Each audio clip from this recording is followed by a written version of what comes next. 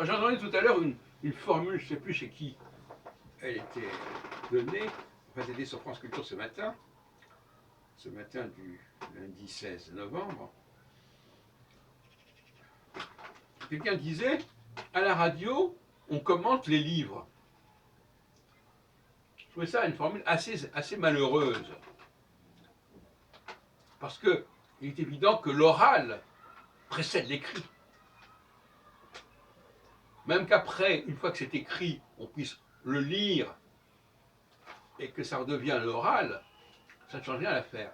Donc il y a dans la radio, quelqu'un qui écoute la radio, il peut se développer une pensée confuse sur ces sujets, de l'oral et de l'écrit.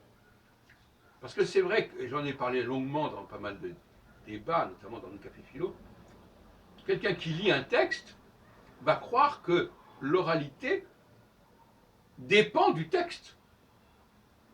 Ce qui n'est pas faux complètement. Mais avant cela, on sera passé de l'oral à l'écrit. Et ensuite, on remonte de l'écrit vers l'oral. C'est cyclique. Donc,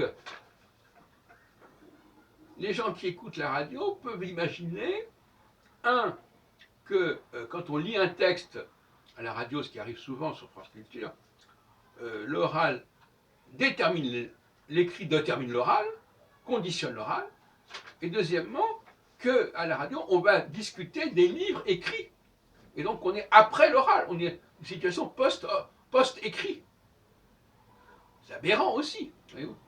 Donc, il faut faire très attention à ce qui se dit et ce qui se passe à la radio, parce que ça peut inverser la réalité des choses.